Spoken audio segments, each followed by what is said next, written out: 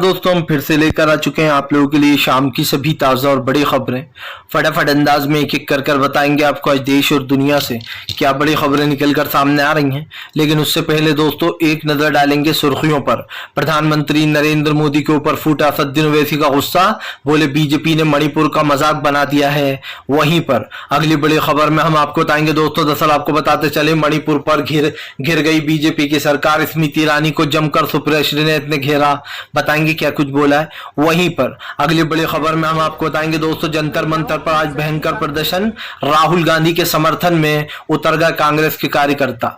वहीं पर अगली बड़ी खबर में हम आपको बताएंगे ज्योतिरादित्य सिंधिया को गद्दार कहने पर भड़के सिंधिया, बताएंगे आखिरकार क्यों पिताजी को भी घसीट लिया। वहीं पर अगली बड़ी खबर में हम आपको बताएंगे प्रधानमंत्री नरेंद्र मोदी के ऊपर गरजी आम आदमी पार्टी, बोले प्रधानमंत्री सिचुएशन देख के भाग जाते हैं। आपको बता दें मणिपुर की हिंसा के ऊपर जमकर प्रधानमंत्री को घेरा है। वहीं पर अगली बड़ी खबर में हम आपको बताएंगे ममता बनर्जी का बीजेपी के ऊपर बड़ा हमला, बोले मणिपुर से बंगाल को कंपेयर मत करना। आपको बताते चले जो मणिपुर में हो रहा है अब बीजेपी उससे बंगाल से कंपेयर कर रही है। वहीं पर अगली बड़ी खबर में हम आपको बताएंगे दोस्तों, मध्य प्रदेश में प्रियंका गांधी ने फूंक दिया चुनावी बिगुल। आपको बताते चले मध्य प्रदेश के चुनाव से पहले ही बीजेपी में हलचल तेज हो गई है। वहीं पर अगली बड़ी खबर में हम आपको बताएंगे प्रधानमंत्री नरेंद्र मोदी के ऊपर जमकर फूटा अखिलेश यादव का गुस्सा, बोले इस बार लोकसभा में केंद्र को बाहर कर देंगे सत्ता से।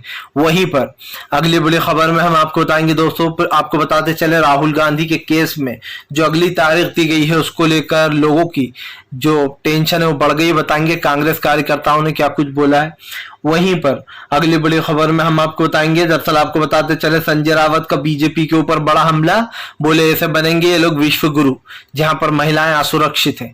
वहीं पर अगली बड़ी खबर में हम आपको बताएंगे प्रधानमंत्री नरेंद्र मोदी को दोस्तों लग सकता है बड़ा झटका। जी आपको बता दें मध्य प्रदेश में बताया जा रहा बीजेपी के कई बड़े नेता दे सकते हैं इस्तीफा।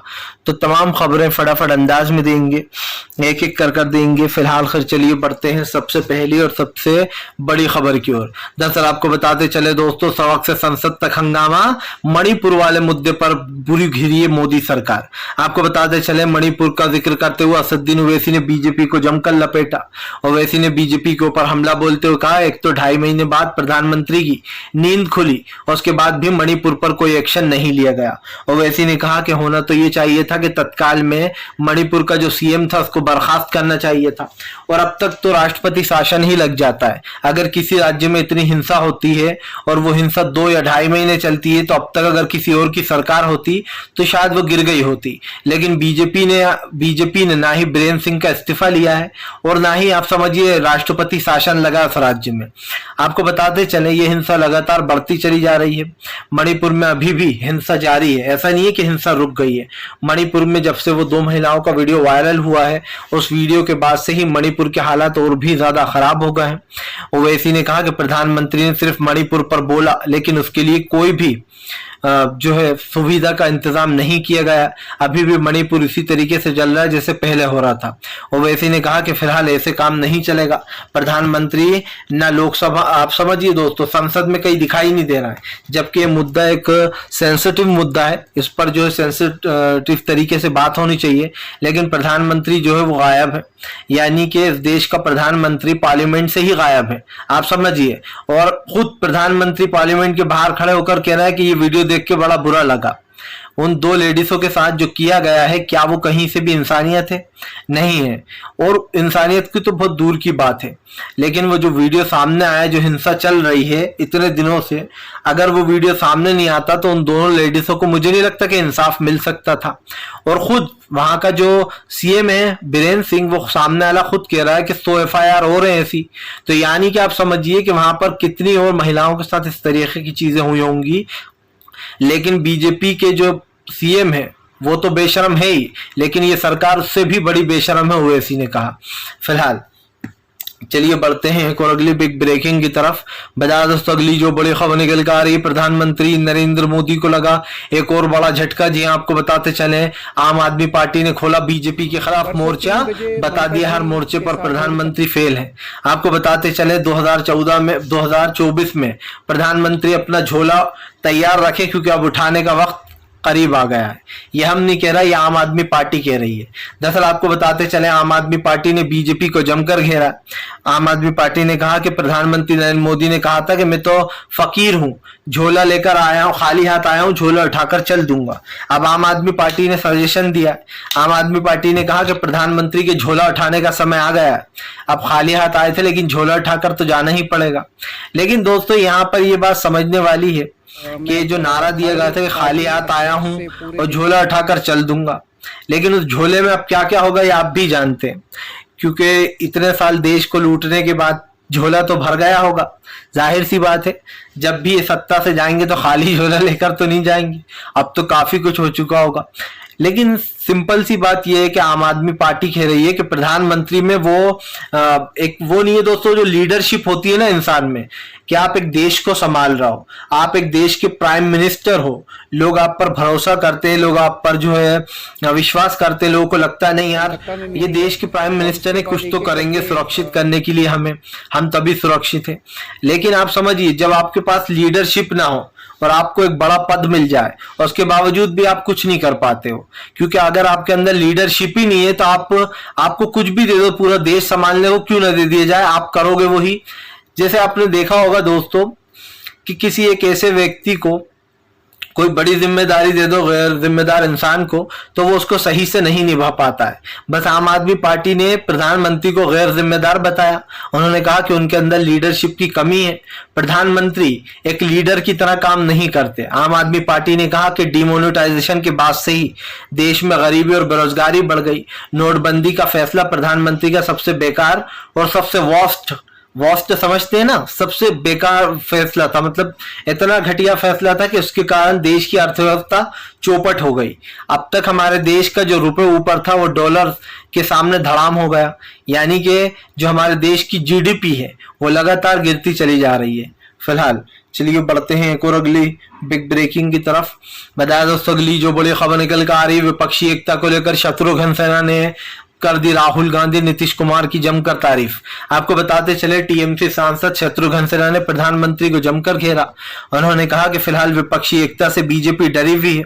जिस तरीके से विपक्ष एकजुट हुआ और खास कर राहुल गांधी इस देश के सबसे बड़े नेता बनेंगे। उन्होंने कहा कि राहुल गांधी की एक जो छवि बिगाड़ी थी बीजेपी ने, राहुल गांधी ने उसको दूर किया। दरअसल दोस्तों, राहुल गांधी हो या प्रधानमंत्री नरेंद्र मोदी हो, इन दोनों में डिफरेंस साफ नजर आ जाता है। एक जो है वो देश के संविधान से चलना चाहता है, दूसरा जो है वो देश के संविधान को अपने हिसाब से चलाना चाहता है। प्रधानमंत्री ने कितनी बार ऐसा करा है दोस्तों, जब उन्होंने लाइव कॉन्फ्रेंस की है, शायद एक भी बार नहीं। मनमोहन सिंह साहब ने अपने कार्यकाल में लगभग 5 से 6 बार लाइव कॉन्फ्रेंस की थी और उसमें उन्होंने जनता के हर सवाल का जवाब दिया था।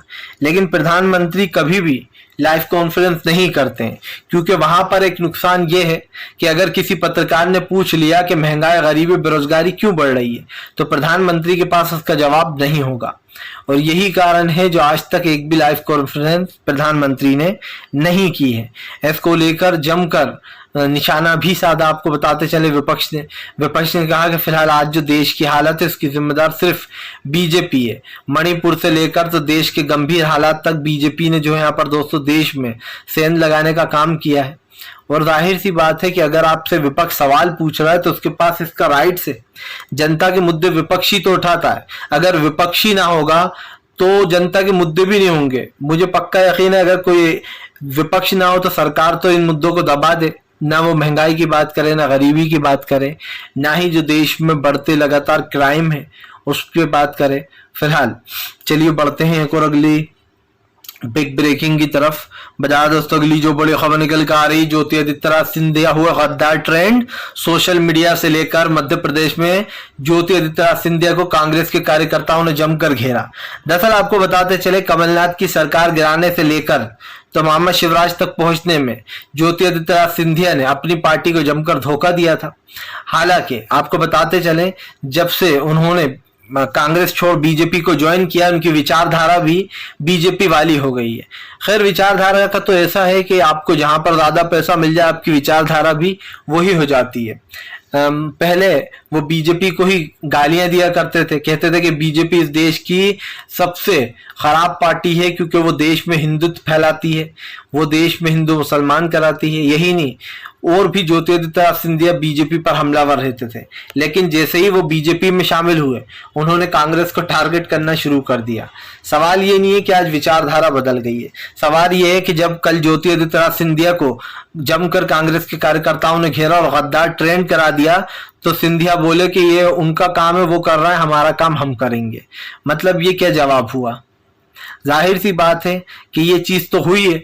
जो लोग ये लोग कह रहे हैं कि भैया आपने पार्टी के साथ गद्दारी करी, सरकार गिरा दी, अपने समर्थकों को ले उड़े, आपने पार्टी को तोड़ दिया है। लेकिन मुझे ऐसा लगता है दोस्तों, पार्टी से तोड़ने से ज्यादा इस बार जो इलेक्शंस होंगे उसमें, हालांकि ज्योतिरादित्य सिंधिया पिछली बार भी हार गए थे, उसके बावजूद भी कांग्रेस ने उन्हें पद दे रखा था, लेकिन अब की बार जो हालत होगी उनकी वो देखने में मजा आएगा। इसलिए आएगा क्योंकि जब आप जनता के साथ गद्दारी करते हो और जब वो आपको वोट नहीं देती, देखने में तब मजा आता है। क्योंकि क्या है कि कम से कम जनता सबक तो सिखाती है कि दल बदल कर लिया तो अब वोट नहीं देंगे। फिलहाल चलिए बढ़ते हैं एक और अगली बिग ब्रेकिंग की तरफ। बता दोस्तों, राहुल गांधी के समर्थन में जंतर मंतर पर भयंकर बवाल। आज राहुल गांधी के समर्थन में जंतर मंतर पर उतर गए कांग्रेस के कार्यकर्ता। आपको बताते चले, राहुल गांधी के मानहानि केस में राहुल गांधी को 2 साल की सजा सुनाई गई थी। उन्होंने सबसे पहले सूरत हाई कोर्ट में एक याचिका दायर की थी, उस याचिका को खारिज कर दिया गया था। उसके बाद राहुल गांधी ने गुजरात हाई कोर्ट में अपनी याचिका दायर की, वहां पर भी राहुल गांधी की याचिका भी कुछ दिन पहले जो है कैंसिल कर दी गई।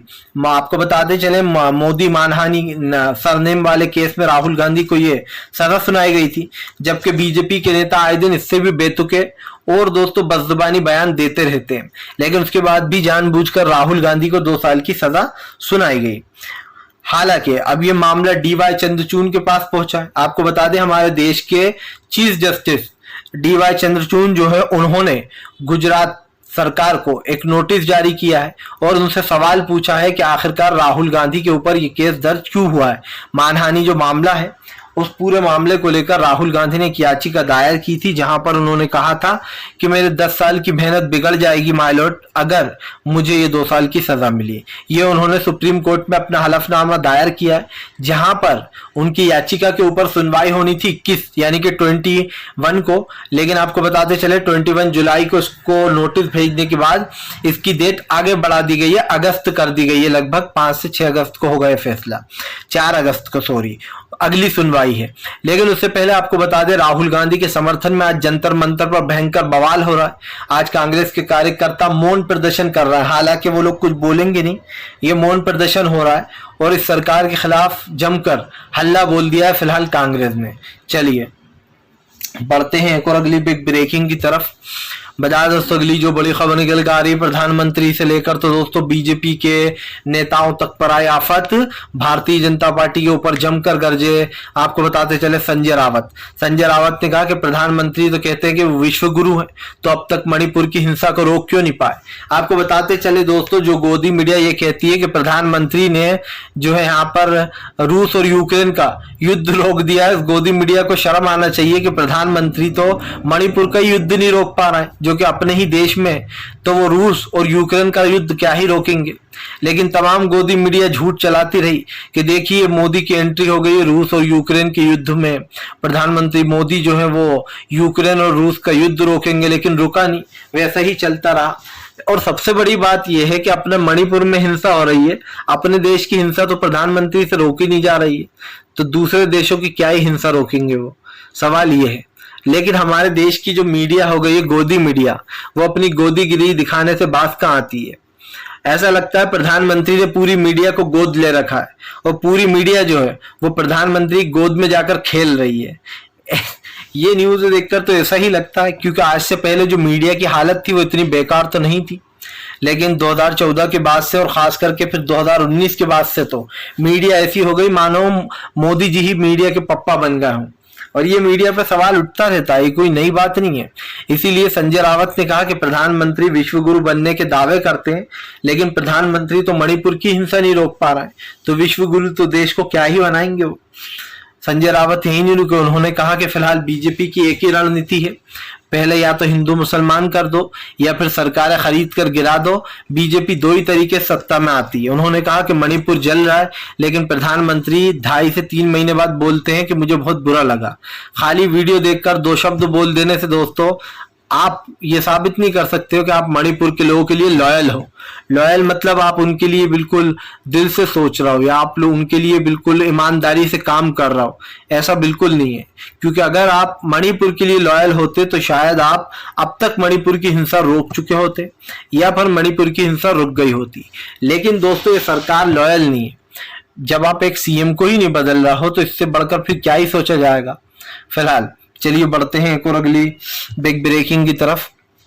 बता दोस्तों अगली जो बड़ी खबर निकल कर आ रही है, आपको बताते चले दोस्तों, सुप्रिया श्रीनेत और स्मृति ईरानी में हुई भिड़ंत। सुप्रिया श्रीनेत ने जमकर स्मृति ईरानी को घेरा। आपको बताते चले दोस्तों, मणिपुर वाले मामले को लेकर इन दिनों बीजेपी बैकफुट पर है, तो वहीं दूसरी तरफ अब कांग्रेस की तेज तर्रार प्रवक्ता स्पोक पर्सन सुप्रिया श्रीनेत ने बीजेपी को जमकर घेरा। सुप्रिया श्रीनेत ने कार्ड शेयर किया जो कि स्मृति ईरानी का रिपोर्ट कार्ड है। उस पर लिखा है स्मृति ईरानी का रिपोर्ट कार्ड फेल। पहले आपने मणिपुर के लोगों को थलथलाई कर कर ये मामला दबाने की कोशिश की, लेकिन अब जो आप लोग कर रहे हो ये पाप है। आपको बताते चले ये सुप्रिया श्रीनेत ने ट्वीट किया है, जिसके ऊपर स्मृति ईरानी और सुप्रिया श्रीनेत में मुंह जबानी जंग भी शुरू हो गई।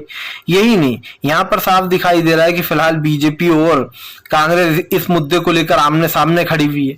और इस वक्त एक चीज और है दोस्तों, फिलहाल भारतीय जनता पार्टी कुछ भी करे, लेकिन एक चीज तो सामने आ गई है कि बीजेपी के नक्शे कदम पर चलने वाले नेता जो है वो देश को डुबवाने का पूरा इंतजाम कर चुके हैं। इसीलिए सुप्रिया श्रीनेत ने बीजेपी को जमकर घेरा। उन्होंने कहा कि इस वक्त देश में जो भी हो रहा है वो बीजेपी की ही देन है।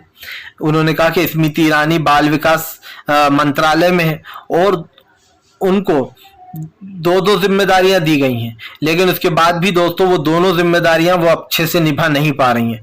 आप समझिए, महिला एक तरीके से बाल विकास महिला जो है वो उनके अंडर में आता है और वो कहीं ना कहीं दोनों ही पदों को सही से संभाल नहीं पा रही हैं। यानी कि 2 जिम्मेदारियां मिली हुई हैं उनको, लेकिन उसमें वो फेल हो गई हैं। और ये कांग्रेस ने तंज कसा उनका रिपोर्ट कार्ड शेयर करते हुए। आपको याद होगा एक बार स्मृति ईरानी ने कहा था कि मैं ज्यादा पढ़ी लिखी नहीं हूं। फिर अचानक से जब उनकी डिग्रियों पर सवाल उठा, क्योंकि राजनीति में आने के लिए आपके पास कम से कम पढ़ा लिखा होना तो बहुत जरूरी है, लेकिन स्मृति ईरानी ने कहा था कि वो ज्यादा पढ़ी लिखी नहीं है। लेकिन उसके बाद जब स्मृति ईरानी के ऊपर सवाल उठने लगे तो उन्होंने तुरंत यानी कि फौरन इंस्टेंट अपना उन्होंने जो अपना स्टेटमेंट दिया था वो स्टेटमेंट तुरंत बदल दिया। यानी कि एक पल में आप अलग स्टेटमेंट देते हो, दूसरे में आप अलग स्टेटमेंट देते हो। उन्होंने कहा कि मैं तो बहुत पढ़ी लिखी हूँ, मेरी जो डिग्रियां हैं आप देख लेंगे। मतलब आप समझिए, एक पल में आप कह रही हो कि आप बिल्कुल पढ़ी लिखी नहीं हो, ज्यादा नहीं पढ़ी हुई हो, मीडियम हो, लेकिन दूसरे पल आप कहती हो कि मैं तो बहुत पढ़ाई की है मैंने। तो मतलब खुद के स्टैंड पर जो है वो नहीं है लेती हैं। फिलहाल चलिए बढ़ते हैं एक और अगली बिग ब्रेकिंग की तरफ। बता दोस्तों अगली जो बड़ी खबर निकल कर आ रही है, आपको बताते चले दोस्तों, अशोक गहलोत का बीजेपी के ऊपर बड़ा हमला। बोले प्रधानमंत्री खुद का घर नहीं बचा पा रहे हैं, दूसरों के घरों पर उंगली उठा रहे हैं। आपको बता दें मणिपुर जलने के ऊपर अशोक गहलोत ने प्रधानमंत्री को घेर लिया। दरअसल प्रधानमंत्री ने एक बयान दिया, उन्होंने कहा कि राजस्थान और बंगाल और छत्तीसगढ़ में जो हो रहा है वो भी वहीं मणिपुर की तरह है। लेकिन वहां पर आपको बता दें इन तीनों राज्यों में ऐसा कुछ नहीं है दोस्तों। क्या 2-2.5 महीने से इन राज्यों में जंग चल रही है, मणिपुर की तरह नहीं चल रही है। ना वहां महिलाओं को निर्वस्त्र कर कर घुमाया जा रहा है। लेकिन इसीलिए अशोक गहलोत ने प्रधानमंत्री को जमकर घेरा और कहा कि प्रधानमंत्री अपना घर बचा नहीं पा रहा है और दूसरों के घरों में झाकाताकी कर रहा है। अशोक गहलोत यही नहीं रुके, उन्होंने कहा कि प्रधानमंत्री को समझ में नहीं आता है, इन लोग के अंदर बिल्कुल भी अकल नहीं है, इन्हें नहीं पता कि कैसे राजनीति करते हैं। उन्होंने कहा कि मैं राजनीति में 50 साल से हूं और मुझे पता है कि राजनीति का हर एक पहलू क्या होता है। फिलहाल दोस्तों ये तो साफ है कि इस वक्त गहलोत एक्शन के मूड में, क्योंकि एक विधायक को वो ऑलरेडी आउट कर चुके हैं। फिलहाल वीडियो अच्छा लगे तो कृपया इसको लाइक करें, चैनल पर पहली बार आए तो सब्सक्राइब जरूर कीजिएगा ताकि ऐसे वीडियो